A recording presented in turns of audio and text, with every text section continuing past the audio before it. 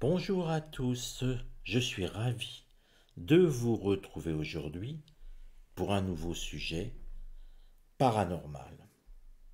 Aujourd'hui, nous allons parler du sanatorium de Waverly Hills. Il est réputé pour l'être un des lieux les plus hantés des États-Unis.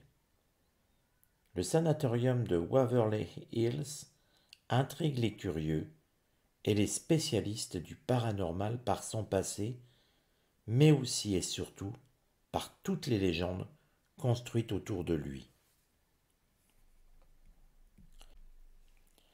Les origines de ce sanatorium remontent en 1883, lorsque le major Thomas Hayes fait l'acquisition d'une colline située à Louisville, dans l'État du Kentucky. Il y fait construire une demeure familiale, ainsi qu'un bâtiment à but éducatif pour ses filles. Ceci afin de pallier à la trop longue distance qui sépare le domicile de l'école la plus proche. L'enseignante embauchée baptisa cette école Waverley School, en raison de son goût pour le roman Waverley ou l'Écosse il y a 60 ans, publié anonymement en 1814 et premier roman de l'auteur écossais Walter Scott. Si j'ai bonne mémoire, Walter Scott publia aussi Ivanhoe par exemple.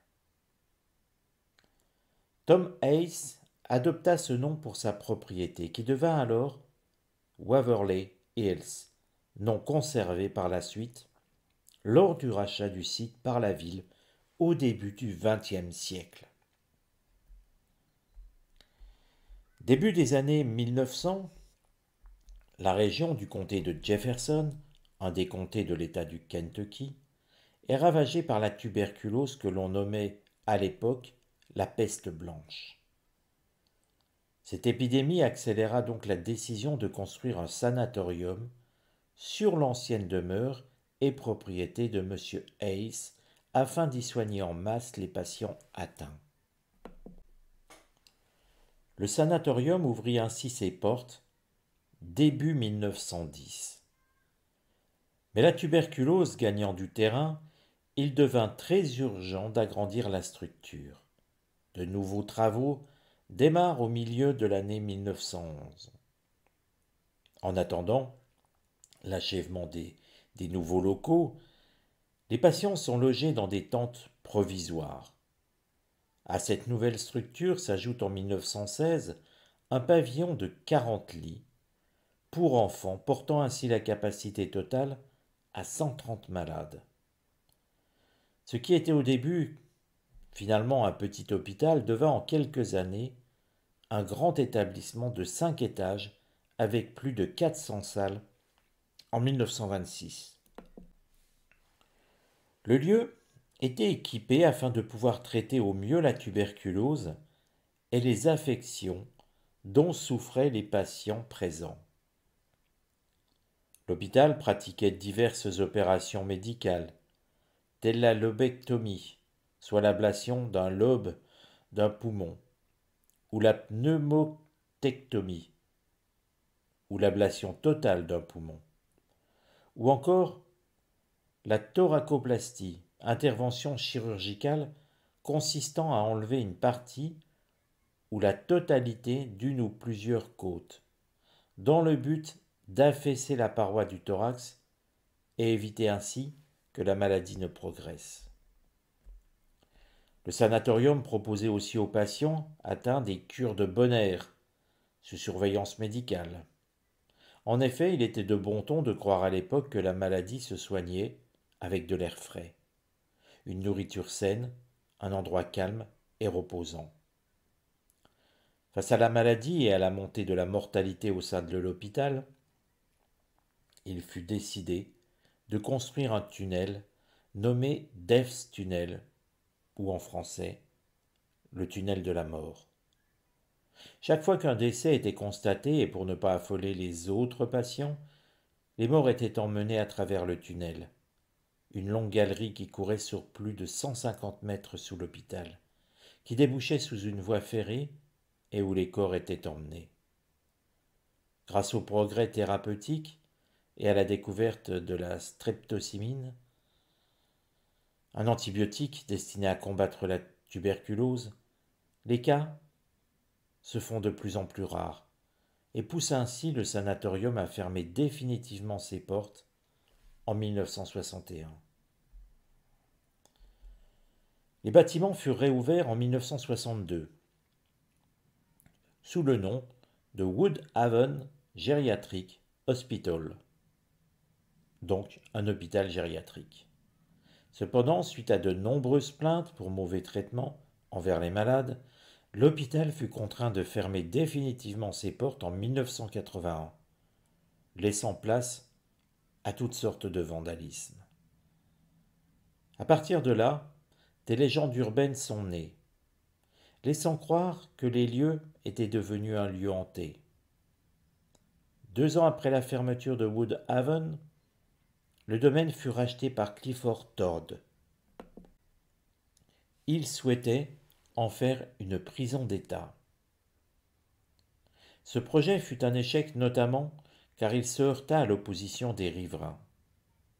Clifford Todd tenta alors d'en faire une résidence avec appartement.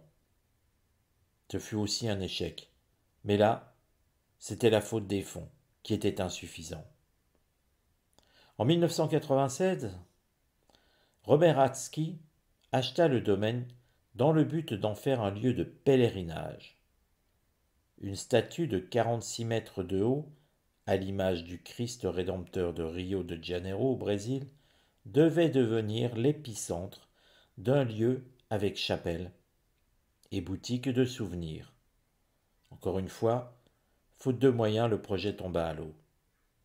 Au bout d'1 an d'exploitation et afin de récupérer sa mine, Albert Hatsky tenta de détruire les bâtiments en minant la base de l'immeuble pour le raser, dans l'espoir de le revendre ou en tout cas de vendre les terrains à bon prix. Il fut stoppé par une injonction de National Register of Historical Places lui interdisant de commettre l'irréparable. Le propriétaire laissa alors les bâtiments se dégrader au fil du temps, et les vandales en profitèrent pour saccager l'intérieur. En 2001, de nouveaux propriétaires, Charlie et Tina McTingley, rachetèrent la demeure et envisagèrent de transformer l'endroit en un luxueux hôtel de 4 étoiles. Aujourd'hui, Waverly Hills Sanatorium est en cours de restauration par son actuel propriétaire. Il offre une variété de circuits et de séjours au sanatorium, en exploitant, commercialement, le côté de lieu hanté, pour attirer les enquêteurs paranormaux ou simplement les curieux. De nombreux chasseurs de fantômes, ou de simples kidams, en mal de sensations fortes, sont allés enquêter sur les lieux laissés à l'abandon. Et ce qu'ils ont rapporté ne relève pas toujours de la stricte vérité. Ainsi, le fantôme d'une vieille femme, pieds et poings liés, fut souvent aperçu dans l'entrée principale. Parfois elle reste près de la porte, et parfois elle disparaît. Elle aurait les mains et les jambes enchaînées. Ses poignets et chevilles saignent. Elle pleure qu'on vienne l'aider, puis elle disparaît. Mais il paraît que tôt le matin, si vous marchez près de la cafétéria, vous pouvez sentir le faible arôme de petit déjeuner, et ce, malgré qu'aucun repas ne fût servi depuis 1982. On peut également apercevoir la silhouette d'un homme habillé en blanc, errer dans la cafétéria, ou parfois la cuisine. Personne ne sait de qui il s'agit, mais certains pensent qu'il est l'esprit d'un vieil employé de Waverly Hills, qui aurait contracté la tuberculose et qui en est mort.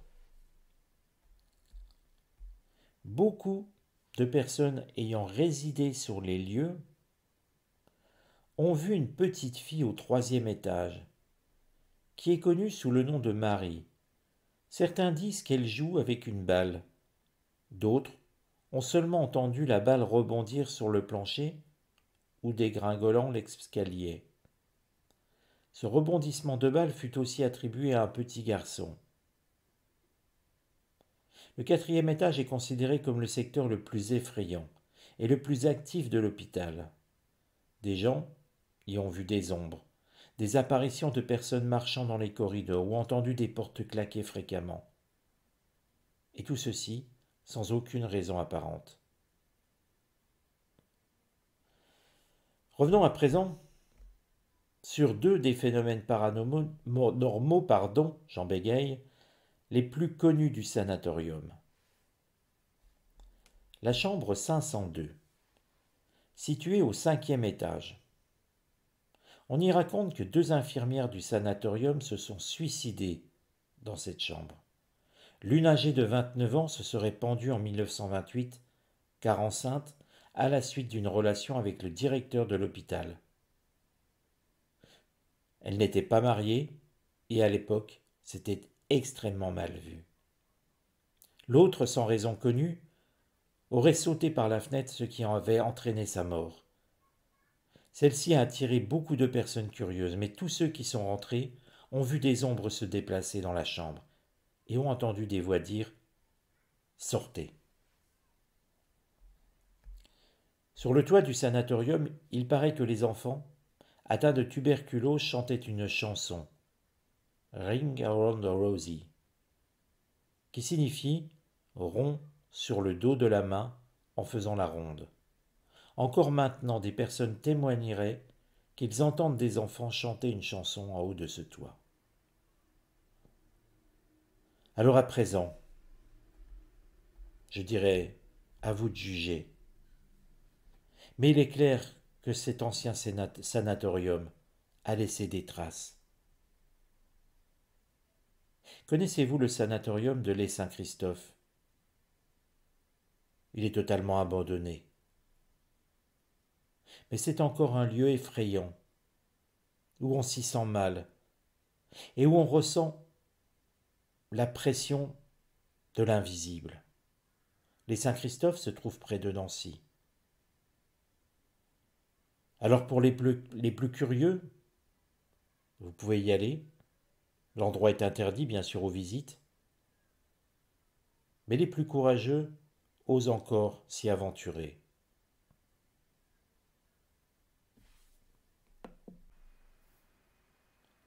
Alors si ce sujet vous a intéressé, n'hésitez pas à le partager. N'hésitez pas non plus à vous abonner à la chaîne, car chaque semaine, vous découvrirez un nouveau sujet paranormal. Je vous dis à très bientôt, je vous embrasse et passez une bonne semaine.